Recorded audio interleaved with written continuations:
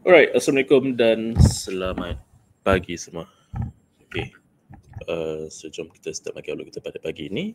So hari ini 11 pula dah, 7 hari bulan 3 2025. Seperti biasalah kalender ekonomi yang terdapat pada hari ini. So anda boleh fokus lah di pasaran di US terutamanya pada malam nanti. Kita ada NFP. Okey, dan yang seterusnya untuk diksi ataupun US Dollar Index, seperti mana yang saya sudah terangkan semalam, US Dollar Index masih lagi didagangkan rendah disebabkan oleh tekanan penjualan yang berlaku pada ketika ini disebabkan oleh yang pertama disebabkan oleh trade war. Jadi walaupun US dollar adalah matuang safe haven tetapi weightage ataupun pemberat lebih kepada matuang yen dan juga CHF. Dan ini juga telah pun disebabkan oleh kejatuhan daripada pasaran equity di Amerika Syarikat, seterusnya memberi lagi tekanan kepada matuang US dollar untuk underperforming lah pada ketika ini compared to yen and also CHF. Dan yang seterusnya of course lah, apabila diksi jatuh, six basket of currencies akan naik, okay, against US dollar. So bermaksud dekat sini matuang Eropah terutamanya, kerana matuang Eropah adalah komponen yang terbesar sebanyak 57% di dalam diksi. Jadi kita jangkakan akan adanya kenaikan lanjutan di dalam euro US dollar untuk tempoh jangka masa medium hingga panjang buat masa kini. So kalau kita lihat daripada sudut teknikal pula, diksi menghampiri paras sokongan golden ratio number pada ketika ini dan kemungkinan besar akan adanya slightly technical rebound. So beberapa hari yang lepas pun kita dapat lihat momentum bearish candlestick, semuanya dalam keadaan apa ni, semuanya marubozu candlestick. Okay, so momentum penjualan masih lagi kuat, jadi kita jangkakan akan adanya kejatuhan lanjutan di dalam US dollar. Okay, tetapi kalau kita lihat semalam closing price ataupun candlestick dia semakin lama semakin mengecil dan adanya rejection dekat situ. So basically the momentum untuk selling pressure ni sudah menghampiri tamat lah pada ketika ini dan seterusnya menghampiri para sokongan teknikal menggunakan golden ratio number ni.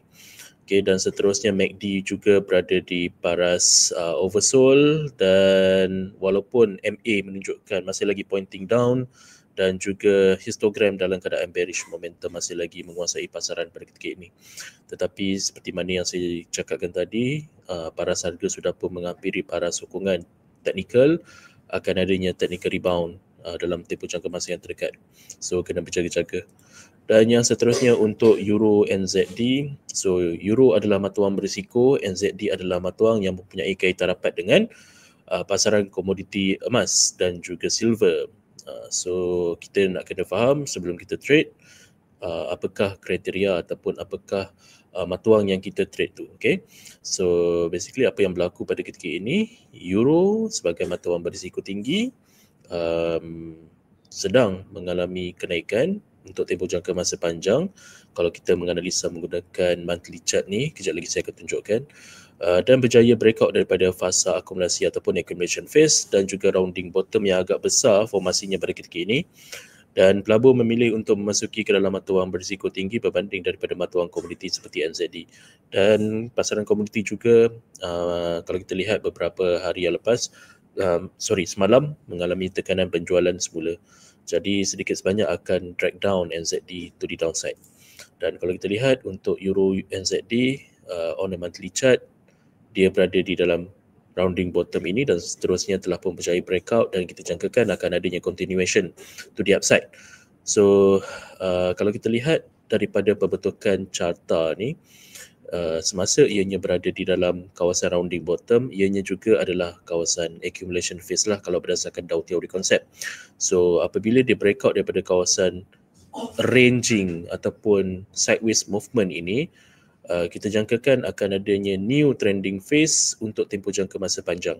Dan Kopok curve juga berada di atas kosong menandakan bullish momentum menguasai pasaran pada ketika ini, dan sekiranya menggunakan EMA single moving averages kat sini 21 bulan, okay, price juga telah pun berada di atas moving averages tersebut yang bertindak sebagai paras sokongan pada ketika ini. Jadi apa yang kita boleh jangkakan adalah Euro NZD will be traded to the upside untuk tempoh jangka masa panjang, dan there is no sign of reversal yet for now. Dan kalau kita menggunakan konsep Dow teori, you kena ingat balik, trend will persist until there is a sign of reversal. So kalau kita dah nampak macam ni, kita just follow the trend. So maksudnya dekat sini, major trend on a monthly chart is in a bullish mode. So there is no sign of major reversal yet. So jangan fokus kepada sell. Walaupun there is a slightly movement to the downside, there is just a short term retracement sahaja. So apabila adanya short term retracement, selalunya ianya adalah buying opportunity untuk kita buy on dip. Okay, so itu adalah salah satu cara untuk kita trade swing untuk tempoh jangka masa panjang dengan adanya buy on dip dan sebagainya. That is one of the strategy lah. Apabila price dah tinggi, of course dia akan dip balik apabila adanya profit taking dan sebagainya.